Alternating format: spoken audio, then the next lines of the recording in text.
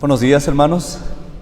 Gracias a Dios por el día, por su alabanza, por el canto de los salmos.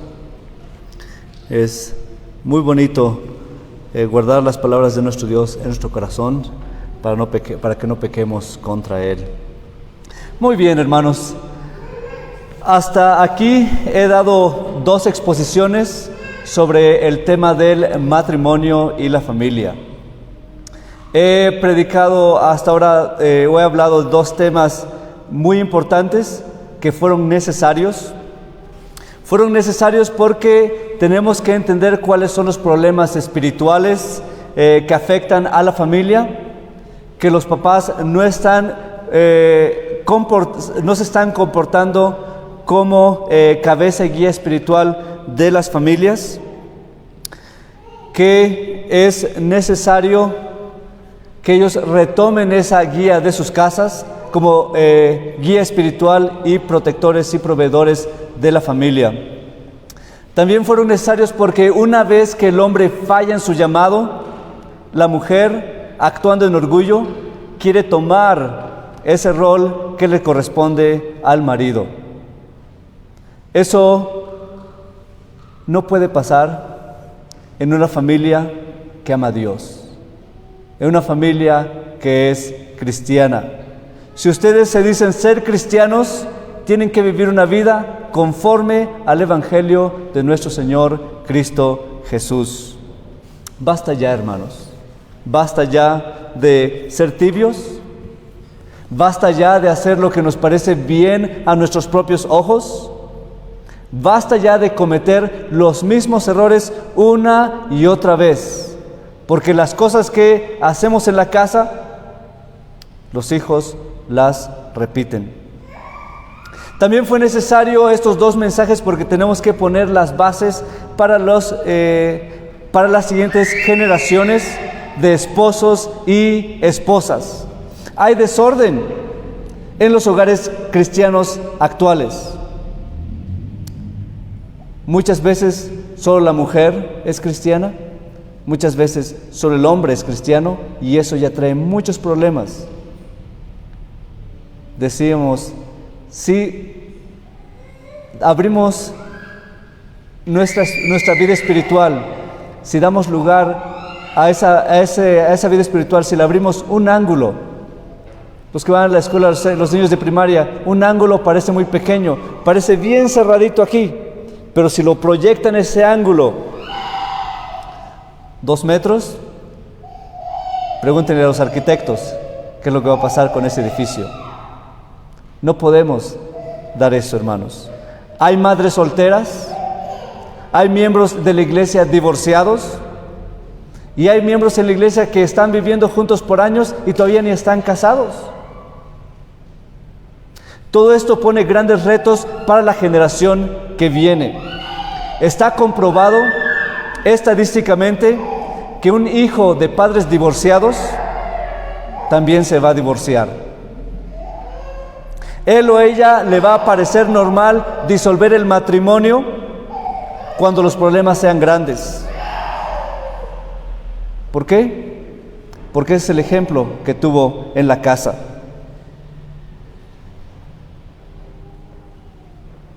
Ese egoísmo que llevó a los padres al divorcio, a la separación, afecta también a las generaciones futuras. Yo he oído de padres cristianos que dicen a sus hijos, padres cristianos que educaron a sus hijos en la palabra de Dios, les dicen, no te cases con alguien que sea divorciado. Saben los problemas que eso acarrea, y solo Dios puede, si alguien se ha casado en esa relación, solo Dios puede reparar esos problemas, esas dificultades, esos retos. Jóvenes, niños, niñas, si en su casa hay una experiencia así, oren mucho, encomiéndense a Dios para que ustedes no repitan esos mismos errores. Por eso fueron necesarios estos 2 primeros temas. Una vez restableciendo al padre como cabeza del hogar y derribando el orgullo que plaga el hogar, podemos estar listos para aceptar las enseñanzas más básicas del matrimonio. De aquí en adelante solo voy a dar temas que debería ser común para todos los cristianos. Debería ser conocido por cada aquel hombre y mujer que fielmente lee la palabra de Dios. De aquí en adelante no voy a dar temas muy grandes, sino lo básico que es necesario o que se debería de saber para la palabra de Dios. Porque si no podemos soportar o no podemos reconocer las fallas como hombres, no podemos reconocer el orgullo como mujeres, lo que viene tampoco va a sentar bien en nuestro corazón. Pido a Dios que todos ustedes sean regenerados y que por la gracia de Dios sean llevados a la restauración de sus vidas, de sus matrimonios, no solo de esta generación, sino de la que viene. Hermanos, podemos enseñar sumisión, podemos enseñar liderazgo, podemos enseñar disciplina, pero si no erradicamos estas tendencias espirituales negativas de nuestro corazón, la falta de liderazgo y el orgullo, esas enseñanzas no van a tener mucho efecto. El padre tiene que estar espiritualmente preparado para el trabajo de líder y guía espiritual. La madre tiene que estar preparada espiritualmente para su tarea en el hogar. Y todo esto no se puede hacer si no estamos bien centrados en nuestro Señor y Salvador Jesucristo. La misma palabra dice: fuera de mí, lejos de mí, nada podéis hacer. Si esa planta que tenemos aquí, bueno, creo que ni son reales, pero si fuera real, si cortáramos la flor, o ustedes ven esa planta se corta de la raíz, en una semana ya huele y se va. Si nosotros no estamos conectados a Cristo, no estamos conectados a la raíz, un mes, 2 meses o 2 sermones fuertes, nos vamos. No podemos construir una casa sin fundamentos. El fundamento no solo es Cristo, sino también sus palabras. Mateo 7:24 dice: cualquiera pues que me oye estas palabras y las hace, las compararé a un hombre prudente que edificó su casa sobre la roca. La roca aquí no es Cristo. Muchos quieren eso porque dicen a Cristo y solo lo dicen en un sentido idólatra, como algo bonito, como algo pacífico, como algo que nos cae bien. La Biblia dice aquí, sino el oír y hacer las palabras de Cristo. Esa es la roca, ese es el fundamento. Esto se confirma en el versículo 26 porque lo dice negativamente, pero cualquiera que me oye estas palabras y no las hace, ese es el hombre insensato. Ese es aquel que edifica su casa sobre la arena, sobre la tierra. Ustedes saben que no pueden empezar a poner tabique sobre tabique solo sobre la tierra. Los ingenieros saben que tienen que primero hacer una roca firme debajo. Esa roca se llama fundación o fundamento. Eso no solo es Cristo, sino oír y hacer su palabra. Es lo que nos muestra esta enseñanza aquí. Hermanos, espero que ustedes oigan estas palabras que hemos dado en los primeros 2 sermones, que vamos a dar a continuación, y que las hagan. Solo así su casa tendrá fundamentos. Fundamento en el sentido de fundación, base sólida, roca grande en nuestra casa. La mayoría de ustedes sabe que no podemos construir una casa si no tiene esos fundamentos. Esos fundamentos son esa roca que la Biblia nos habla aquí. No podemos empezar, como les decía, a poner tabique sobre tabique, poner adobe sobre adobe, sin antes ponemos una base firme. Primero tenemos que hacer esa base, esa roca. Y esa roca es escuchar y hacer la palabra de Dios. Es lo que nos dice Mateo 7. Con esto en mente, hermanos, vamos a abordar el pasaje de hoy de Génesis 2, 18 al 25, bajo el tema Dios, creador del matrimonio. Primero vamos a ver que es Dios el que trae a las parejas en matrimonio. Después vamos a ver que Dios usa la soledad para mostrarnos nuestra necesidad del matrimonio. Dios usa también la soledad para que seamos marido y mujer. Vamos a ir poco a poco viendo esas verdades de la palabra de Dios.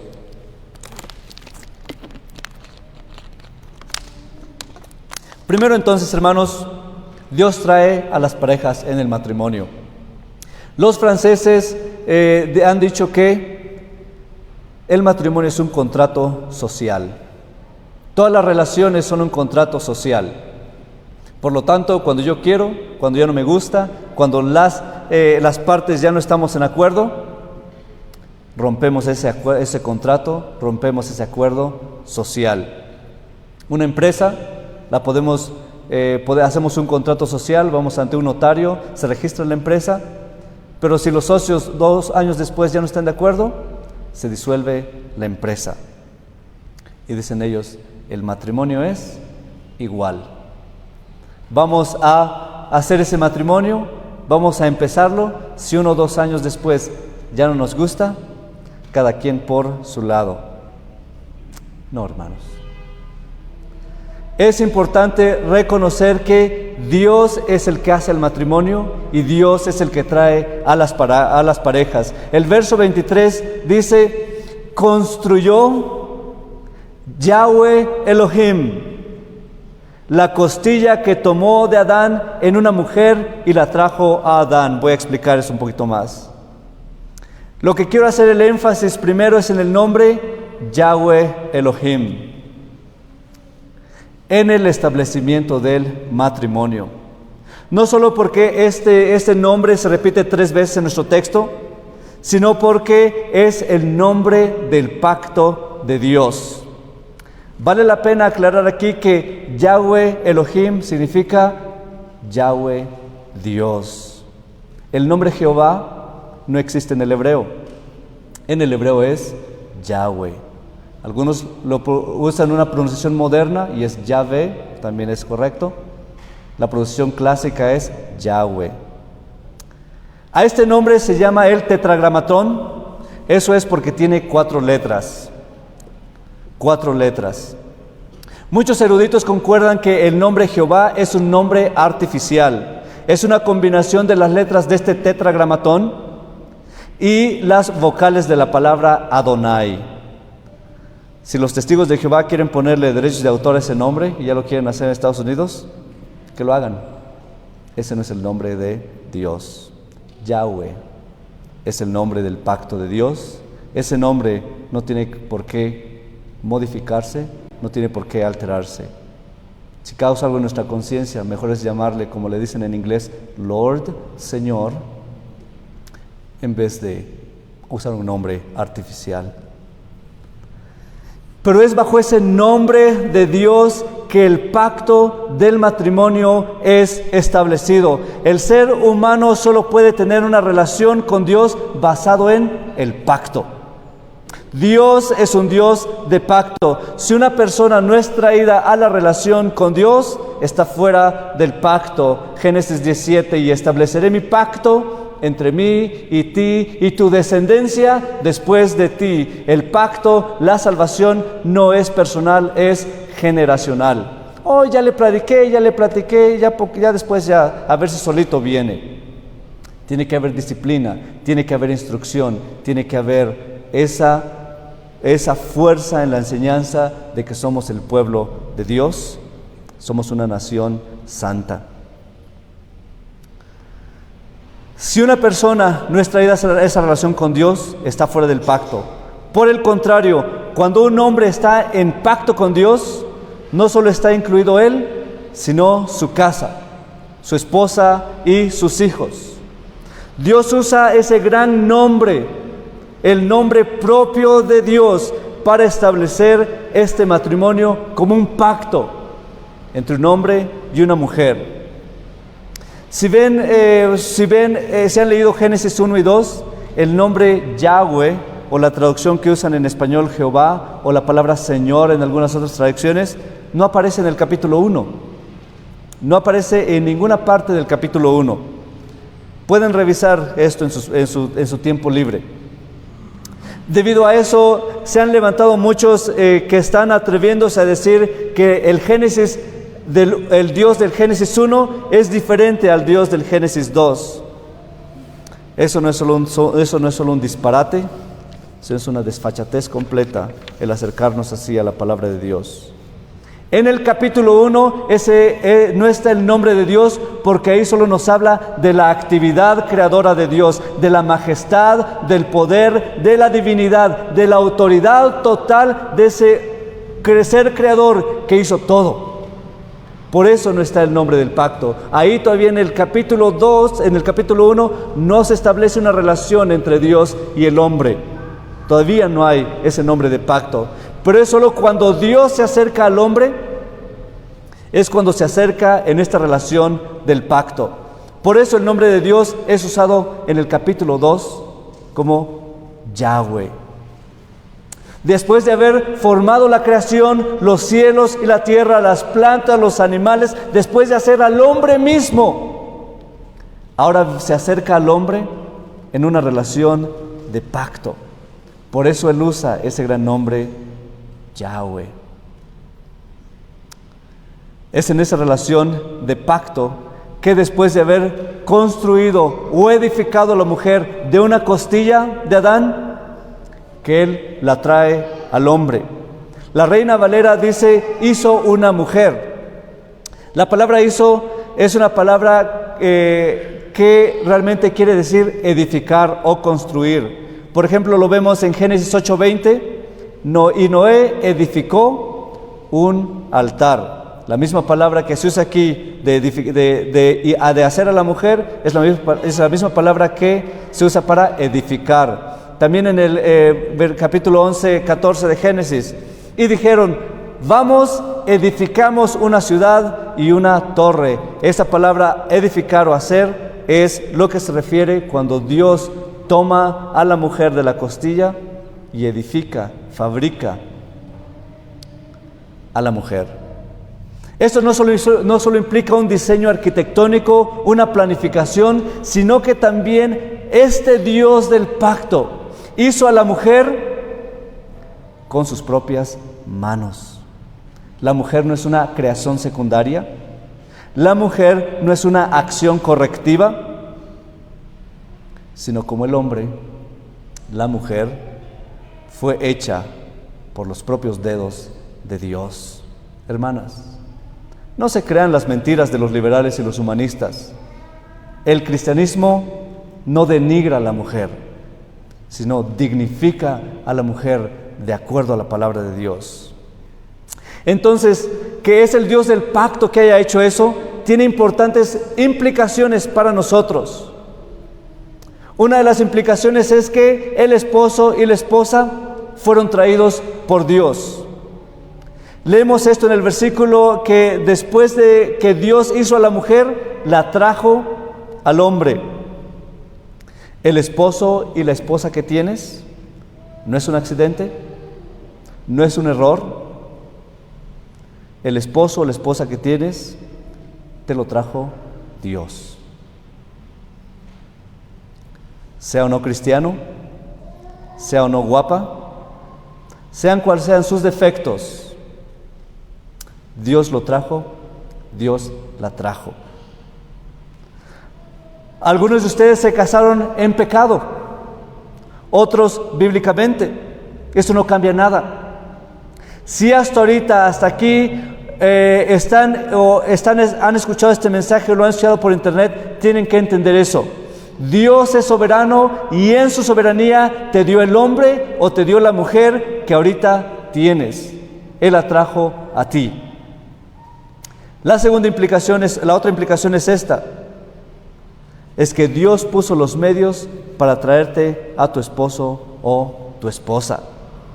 Dios usó lo bueno o lo malo, nuestras buenas decisiones, nuestras sabias decisiones, nuestras decisiones en poca sabiduría. Dios usó todo eso para traerte a tu esposo o tu esposa. Unos se han casado en pecado sin antes haber conocido a Dios. Estaban en la oscuridad, en la ignorancia de lo que demanda la palabra de Dios. Dios después de eso trae a alguno de ellos al Evangelio, y si es el plan de Dios, quizá trae a los dos, aunque a veces no es siempre así. Ese es el plan de Dios también para probar y ejercitar nuestra fe y nuestra paciencia. Si Dios solo te trajo a ti y no a tu esposo, si Dios solo te trajo a ti y no a tu esposa, es para probarte a ti y para ejercitar tu fe y si es la voluntad de Dios, para que tu esposo se convierta, pero puede que no. Esa es la voluntad de Dios.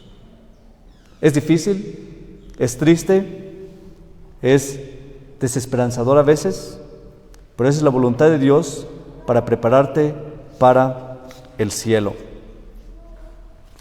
Dios, a través de esas relaciones, va a probar cuánto lo amas a Él y cuánto estás dispuesto a soportar o dejar por amor a nuestro Señor y Salvador Cristo Jesús. Dios usa todo para traer a alguien que es igualito a ti. Adán dijo: esto es ahora hueso de mi hueso y carne de mi carne. Es decir, esto que veo es igualito a mí. Hay diferencias físicas tal vez aquí y allá, pero en dignidad, en virtud, en valor, es igual a mí. Hermanos, eso de que polos opuestos se atraen no es más que un invento del diablo. Pues es que él tiene un carácter fuerte y yo no. Polos opuestos se atraen, dicen las jovencitas. Es que ella es extrovertida y yo soy introvertido. Polos opuestos se atraen, dicen los jovencitos. Es que yo soy cristiano y ella no. Polos opuestos se atraen. Nada de eso. Quizá haya diferencias en carácter, quizá haya diferencias en estilo, quizá haya otras diferencias, pero en lo profundo, en lo que realmente te define, en lo que realmente te hace tú, la persona con la que estás es igualita a ti. Si en tu corazón eres egoísta, avaro, te vas a casar con una igual a ti. Vean a Ananías y a Zafira. Avaro y mentiroso él, su esposa igual. Los dos cayeron muertos delante de Pedro.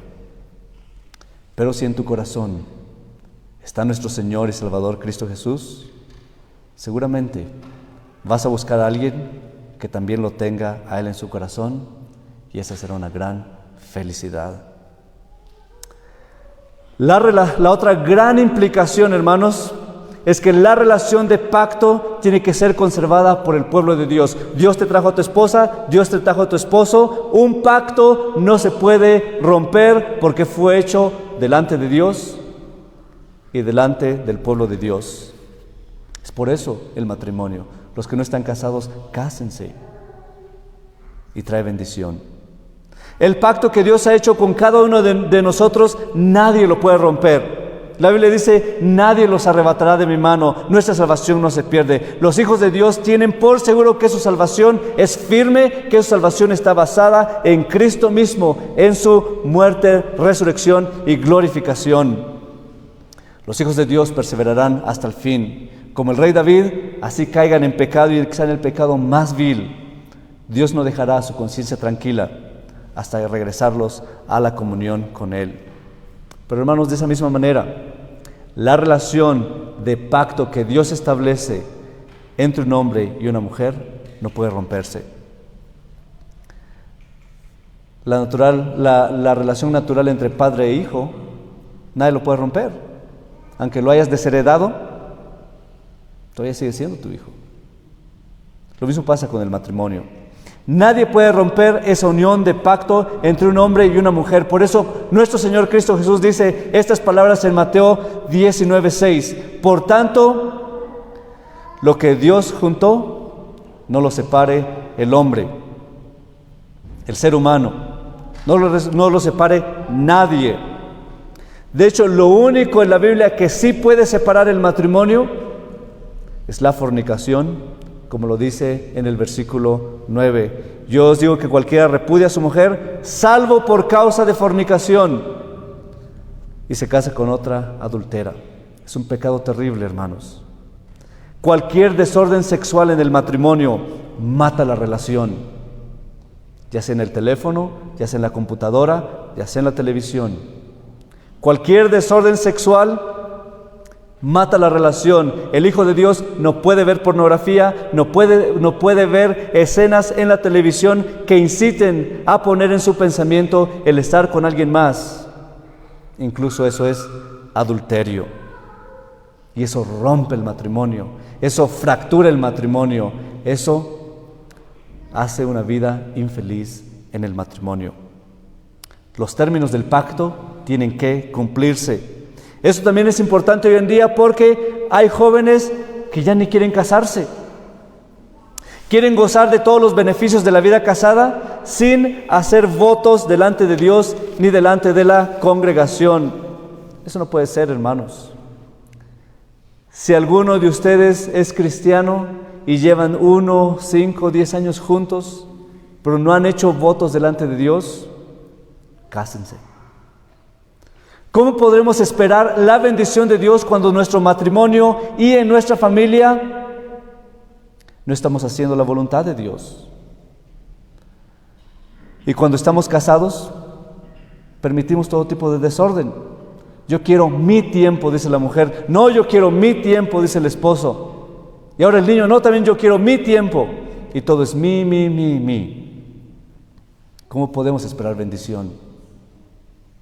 Jóvenes, si ustedes están de novios o quieren estar de novios y gozar de los beneficios del matrimonio sin estar casados, no esperen que Dios va a bendecir esta unión. La fornicación es un pecado que Dios no puede pasar por alto. Lo peor de todo es que ahora son las mismas mujeres que están diciendo: yo no quiero casarme, vamos a vivir juntos sin hacer votos delante de Dios y de su pueblo. Yo quiero estar libre, no quiero estar atada a la tradición, no quiero estar atada al ser anticuado, yo quiero ser moderna.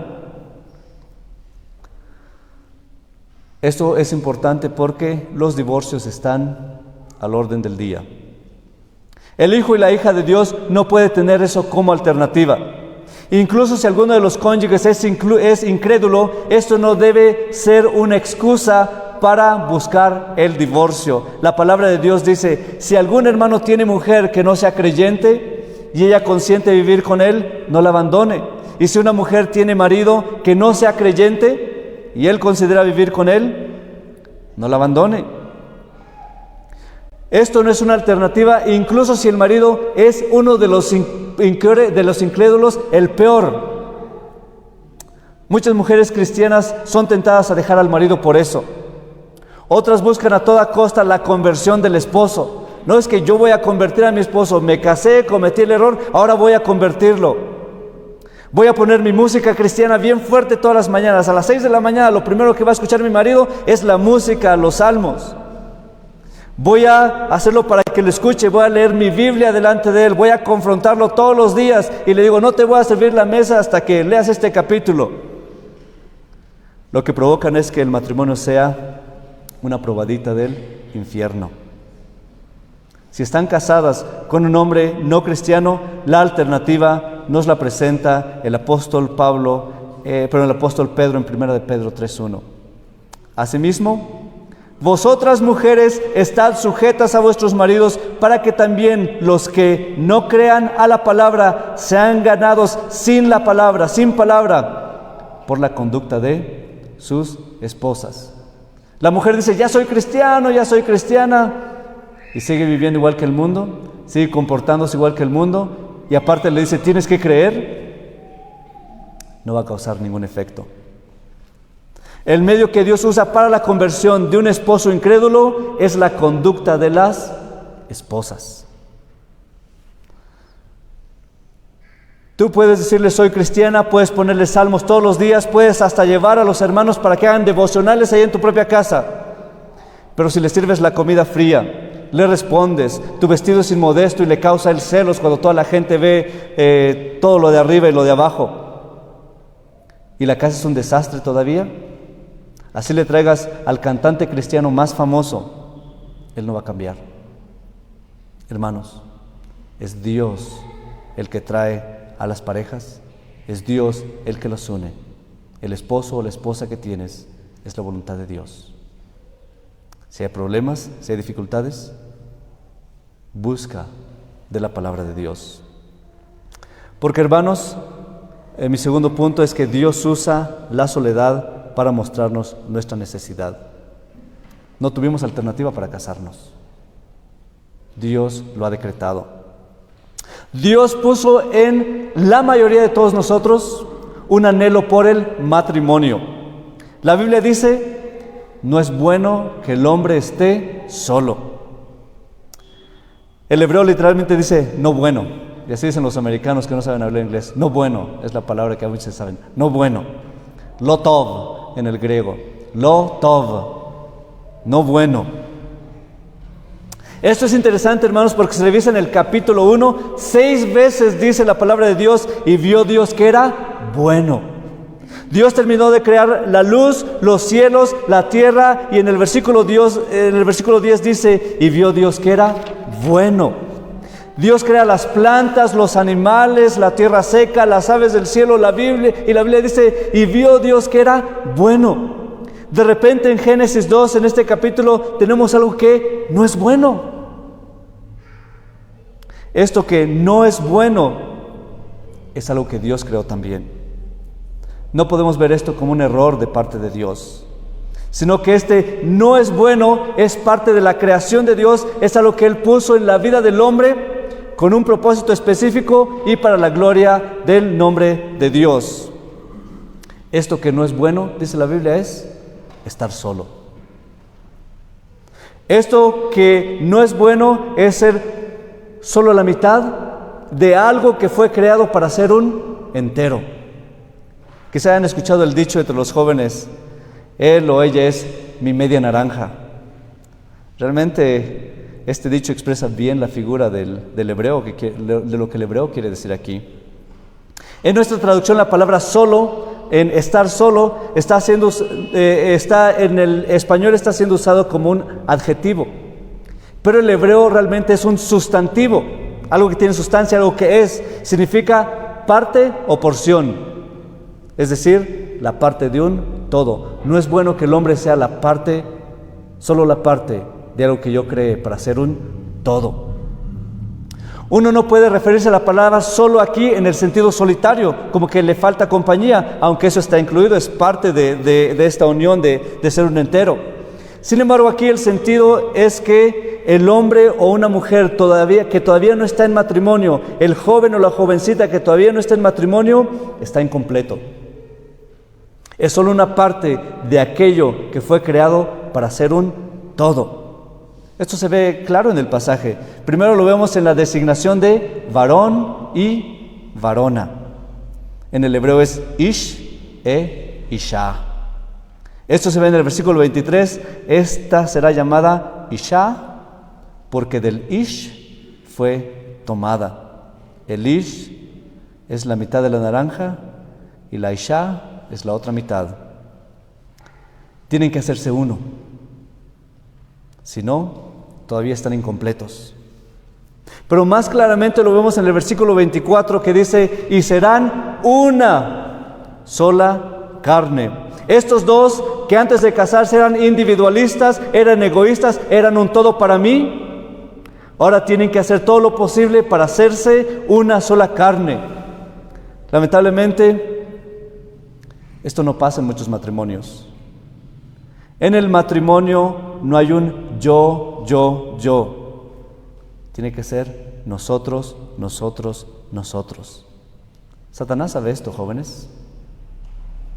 Hermanos que quizá ya no tienen esposo o esposa, están separados, ¿entienden esto?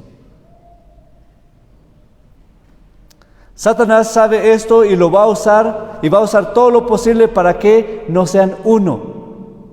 Hasta les va a ofrecer la casa de sus papás, que vivan todos ahí en una familia, 3, 4 familias en un solo edificio, para que no sean uno. Porque es fácil. Y Satanás les dice, sí, es fácil, mira, ahí está. Un cuartito y el esquina. Lamentablemente hay muchas parejas en el matrimonio que todavía no se han hecho una sola carne y viven casados, pero cada quien por su lado. Están casados, pero todavía están solos. Y eso dice la Biblia, eso no es bueno. La Biblia maneja la figura no unáis en yugo desigual. Y la figura es correcta. El matrimonio es dos se ponen bajo el mismo yugo. Aquí todavía no se usa tractores para el arado. No se usa todavía yuntas, pero están enyuntados. Esos animalitos que están ahí, no puede ir uno por su lado y otro por su lado. Si todavía está eso en el matrimonio. La esposa buscando sus objetivos, el esposo buscando sus objetivos y solo se unen una vez a la semana o una vez al mes para algo íntimo, todavía están solos. En su providencia Dios le mostró a Adán que estaba incompleto. Quizá estaba Adán bien feliz en la creación, estaba contemplando el cielo, la tierra, imagínate todo lo que, la belleza de la creación antes de la caída. Quizá Adán estaba disfrutando todo de esta creación que no estaba ni contaminada. Uno no puede imaginarse lo que era comer un mango para Adán en la creación nueva, sin tener miedo que tuviera bacterias que nos harían revolver el estómago. Es una perfección grande y Adán estaba quizá disfrutando toda la plenitud de la creación en su estado de inocencia. De repente dice, explora un miércoles por la tarde. Dios le dice, aquí están los animales, cuéntalos. Dice el versículo, es lo que dice el Génesis, los versículos 19 y 20, y vale la pena considerarlos. Jehová Dios formó pues de la tierra toda bestia del campo y toda ave del cielo, y las trajo a Adán para que viese cómo las había de llamar, y todo lo que Adán llamó a los animales vivientes, este fue su nombre. Y puso Adán nombre a toda bestia y ave de los cielos y a todo ganado y a todo el campo, más para Adán no se halló ayuda idónea para él. Imagínense esto. Adán era un hombre regenerado, era un hombre en estado de inocencia, era un hombre con una capacidad intelectual grandísimo, y de repente se le aparecen dos animales. Uno con cuernos grandes y uno casi sin cuernos o cuernos pequeños. Y él dice, bueno, son casi igual los dos. Tienen casi las mismas, se parece, y quizá va y los mira alrededor y quizá le alza la patita a uno y dice, tú tienes algo diferente. Le alza la patita al otro y dice, tú eres diferente. Pero los dos son una sola especie. Tú eres toro y tú eres vaca. Y ya de ahí él quizás sorprendido, oye, ¿dónde está aquí hay un toro, aquí hay una vaca, y dónde está yo soy yo? Y después quizás ve el otro, ve un gato y ve tú eres un gato y una gata. Tú eres un león y tú una leona. Y al tercer cuarto Adán ya estaba seguramente desesperado y diga, bueno, quizá hay una fila de 10,000, 100,000 animales aquí, quizá entre todos ellos va a venir la mía. Quizá entre todos va a venir aquel porque este tiene mucho pelo, solo me sirve para montar, solo me va a servir para llevar mis cargas, pero ¿dónde está aquella? La fila era larguísima y Adán quizás estaba ya emocionado. Y es correcto decir esto porque Dios creó todo en parejas. Él estaba ansioso de encontrar a su contraparte, porque el versículo dice, mas para Adán no se halló ayuda idónea para él. Otra traducción podría decir, no se encontró ayuda parecida a él. Decía, mira, la vaca y el toro se parecen, el gato y la gata se parecen. ¿Dónde está mi ayuda que es parecida a mí? Así Adán se dio cuenta, todos tenían parejas. Todos tenían una contraparte, todos los animales tenían alguien igualito a ellos. Pero para Adán no se encontró nada parecido a él. Adán se dio cuenta que estaba solo. Adán se dio cuenta que estaba incompleto. Adán se dio cuenta que había algo que no era bueno. Esta soledad Dios la usa para traernos a nuestro esposo o esposa. Como Adán, llegamos a un punto en nuestra vida en que descubrimos que estamos solos. Eso es parte de nuestro desarrollo. Desde que nacemos hasta que llegamos a cierta edad, no nos damos cuenta de que estamos solos. Un niño o una niña juega, brinca, se divierte. Un papá cristiano se asegura de proveer para ese niño, esa niña de abrazos, besos, disciplina. El niño está seguro, no ha llegado a descubrir que no está solo. Pero como Adán, de repente el niño o la niña se da cuenta que no están completos. Empiezan a desarrollarse y empiezan a tener emociones y sensaciones que antes no estaban allí. Si el joven no está instruido en los caminos de Dios, se cometen muchos pecados durante ese tiempo. El hombre está solo, quiere buscar a alguien. La mujer está sola, está tratando de buscar a alguien. Esa soledad Dios la puso. Si no, recuerden cuando estaban buscando una esposa. Cómo estaba a veces ese anhelo de conectar con alguien. Es parte del desarrollo, pero esta parte del desarrollo tiene que estar supervisada y mentorada por los padres. Ni la escuela, ni el pastor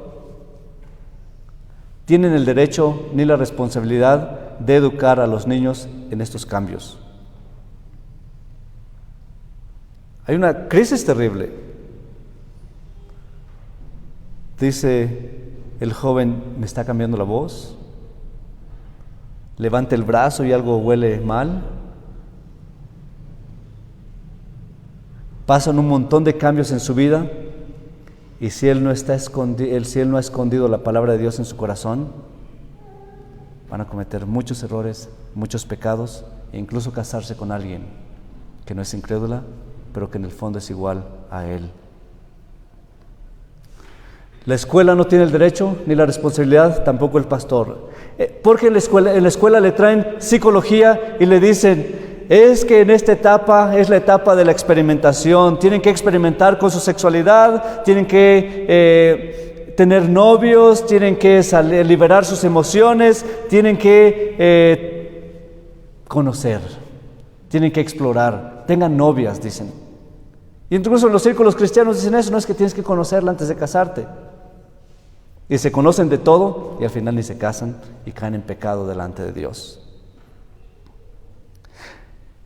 Les dice el maestro de la escuela se toma el rol de educar a los niños en todos los métodos anticonceptivos, en cómo llevar una vida basada en TikTok. Es todo lo que está ahorita. Hermanos, solo el Padre, este Padre que hemos ya explicado con esa cercanía delante de Dios, tiene el derecho y la responsabilidad de hacer eso con su hijo o su hija. El hijo ya tiene 10, 11 años, ya está hablando con él. ¿Tu hija ya es una mujercita? 12, 13, 14 años. Mamá, ¿ya estás hablando con ella? Si no saben cómo abordar esos temas con sus hijos, busquen apoyo. No de la psicología pagana, de la palabra de Dios primero, de pastores piadosos, y hay buena literatura cristiana al respecto. Los jóvenes necesitan la guía de la palabra de Dios en este tiempo. Cuando los jóvenes varones lleguen a ese tiempo, es la obligación del padre cristiano de preparar a un hombre. Un hombre que será capaz de proveer a su familia, y eso empieza desde los 9, 10, 11 años. Ya si le quieren decir, es que eres un flojonazo, es que esto, ya a los 20 años, si es flojonazo, si es irresponsable, si es borracho, es tu culpa porque no lo preparaste desde antes que era un niño. Él tiene que preparar a un hombre que sabe que tiene que trabajar y dar su vida por aquella mujer que Dios le va a traer. Él tiene que decirle a ese joven que él, casado, casa quiere. El papá, si es necesario, tiene que forzar a ese muchacho, a esa muchacha, a salir de la casa para que esos dos hombres, esas dos personas que están buscando cómo ser uno, sean realmente una verdadera carne. Oh, es que está muy cara la sociedad, o es que está muy caro esto, es que está muy caro un terreno acá, está. Nunca es tiempo. Lo que no queremos es sufrir. Voy a hablar de esto en otra ocasión. Es la obligación también de la madre y la abuela enseñar a las hijas, como dice el apóstol Pablo en Tito 2:4, que enseñen a las mujeres jóvenes a amar a sus maridos y a sus hijos. ¿Qué es lo que le van a enseñar? La Biblia no nos deja a la ligera, no nos deja solo colgando. ¿Qué es lo que van a enseñar ustedes a sus hijas? Dice el versículo 4, a ser prudentes, castas, descuidadosas de su casa, buenas, sujetas a sus maridos, para que la palabra de Dios no sea blasfemada. ¿Pero qué están enseñando las madres modernas el día de hoy? Sigue tu sueño, hijita mía, busca tu superación, sé independiente, sé promiscua. Lo último no lo dicen, pero saben qué es lo que está pasando. Y papá y mamá se están haciendo de la vista gorda porque dicen, no queremos problemas, todo es pura felicidad aquí. Si sus hijas e hijos están en ese pecado, tiene que haber disciplina. Simeón y Leví mataron a un pueblo entero porque un hombre violó a su hermana. Absalón mató a su hermano por lo mismo.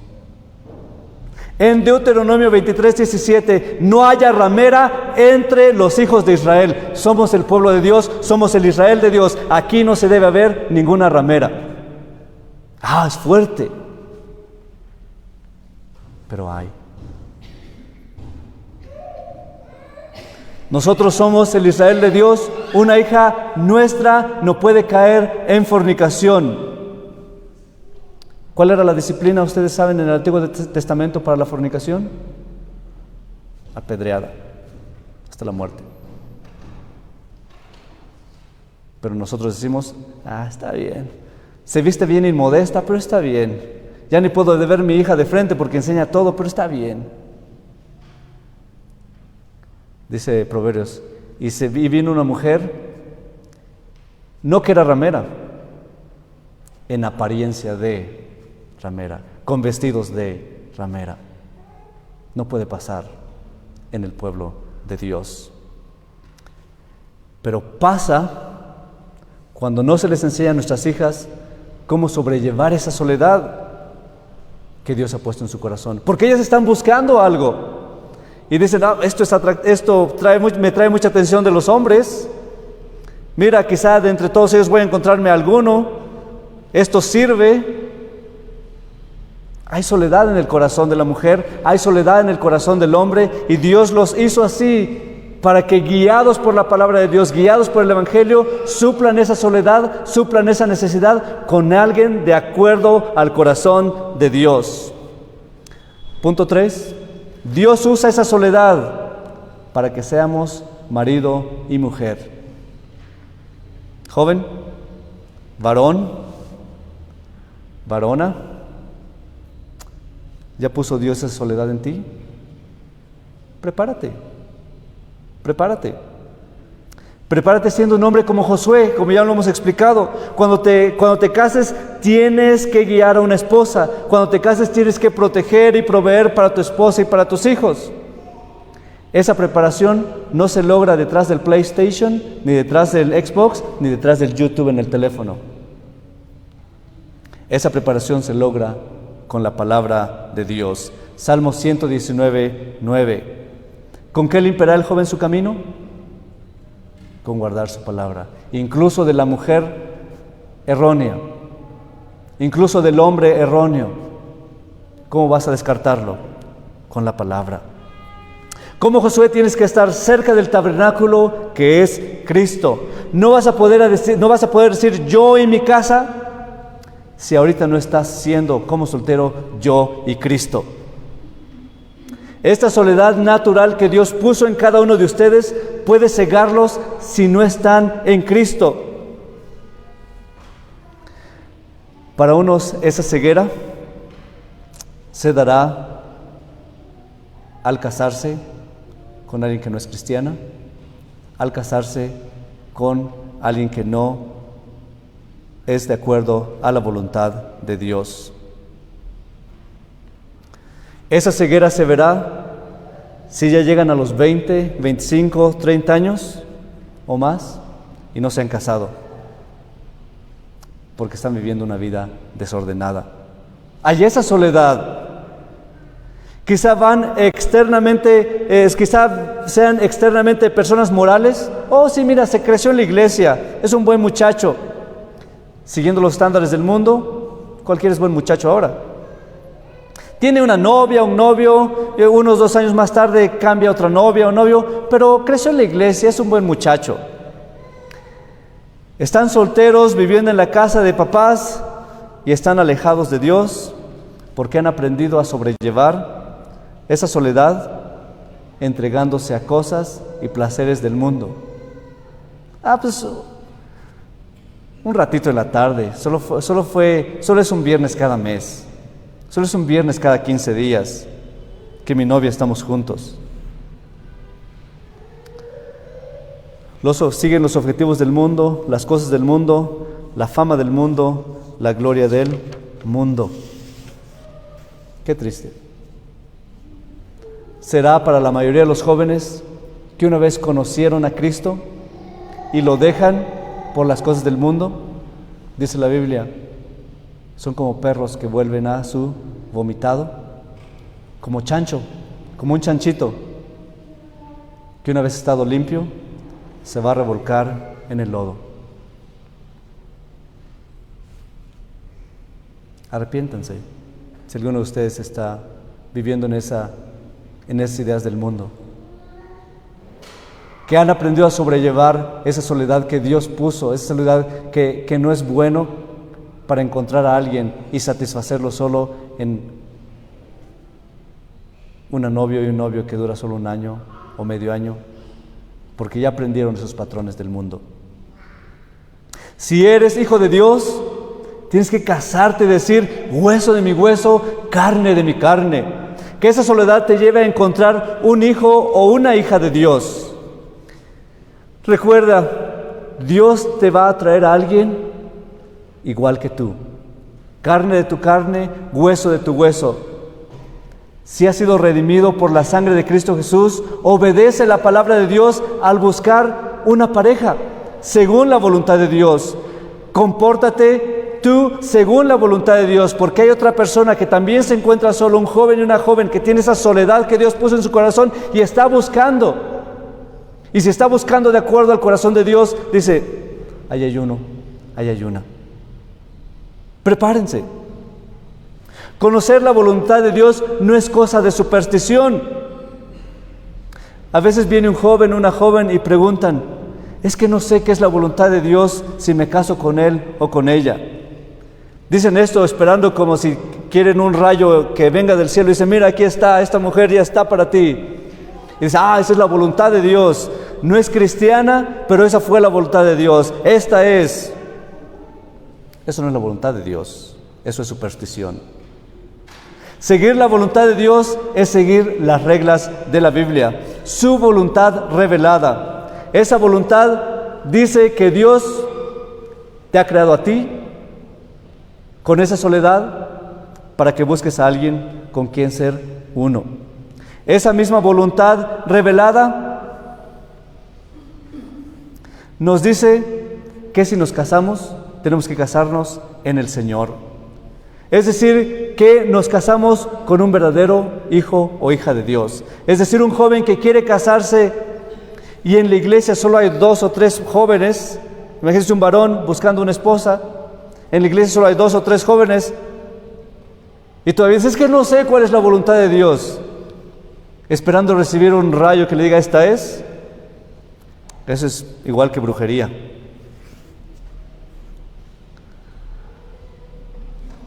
La voluntad de Dios nos da los requisitos. Si 1 o 2 jóvenes cumplen ese requisito, escoge a uno y ya. Es cristiana, conoce a Dios, teme a Dios y vive la vida de acuerdo a la palabra de Dios. ¿Qué más quieres? ¿Qué otra voluntad quieren escuchar? ¿Qué campanitas quieren ver? ¿Qué lucecitas quieren ver? La única voluntad dice, cásense en el Señor, si se están quemando, cásense y háganlo rápido. Ok, tú eres hija de Dios, yo soy hijo de Dios, vamos a casarnos. Esa es la voluntad de Dios. Lo demás es superstición.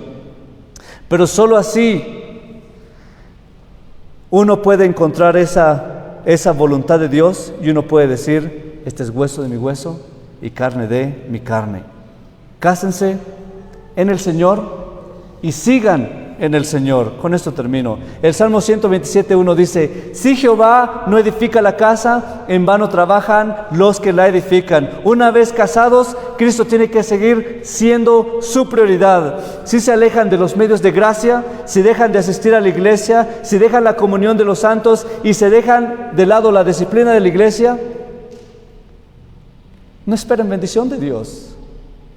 Es que Dios, mira, sí, vamos un domingo a la iglesia, un domingo no, pero Dios nos bendice, ya tenemos un carro. Dios nos bendice, ya tenemos una casa. Lo material no es bendición de Dios, lo material incluso es prueba para ver dónde está nuestra fidelidad. En vano va a ser que se paren temprano en la semana, en vano va a ser que se vayan a dormir tarde, en vano va a ser que se aprieten el cinturón para ahorrar. En vano va a ser que se esfuercen para comprar una casa, un coche. En vano es que se estén esforzando para vivir una vida de la clase media si Dios no está edificando la casa. La Biblia dice, el que no es conmigo, contra mí es. El que conmigo no recoge, desparrama. Mateo 12:30. Dios los trajo como una ayuda idónea el uno al otro, no para que estén desanimándose espiritualmente el uno al otro. ¿Qué excusas tienen para faltar los domingos a la iglesia? No son motivos, no son razones, son excusas. Es que mi esposa, es que mi esposo, es que el bebé, es que el gato, dice en México, lotería, ¿cuál más? ¿Es que se descompuso el carro? ¿Es que se descompuso el calentador de agua? Es que no estás recogiendo, estás desparramando. Hermanos, si ya Dios les trajo a su otra mitad, si ya Dios los hizo uno, si ya Dios proveyó para esa soledad, ahora dejen que Dios también edifique su casa a través de la palabra de Dios. Vamos a orar. Señor bendito y santo, te damos gracias porque tú, en tu gran sabiduría, has hecho al hombre y a la mujer incompletos para que cuando seamos unidos, seamos una sola carne y digamos hueso de mi hueso, carne de mi carne, y podamos a través de ese matrimonio que tú has establecido, alabarte mejor, adorarte mejor y educar a nuestra familia y a nuestros hijos, la siguiente generación, para que ellos sean más y más constantes en tu palabra y en comunión unos con otros. Perdona, Señor, nuestros pecados, porque hemos cometido pecados como jóvenes, los que ya estamos casados y por alguna razón esa soledad natural que pusiste nos llevó a buscar a alguien que no es de acuerdo a tu corazón. Ayuda a los hermanos en esa situación. Ayuda a las hermanas hermanos o hermanas que ya están separados y no hay ningún remedio para eso.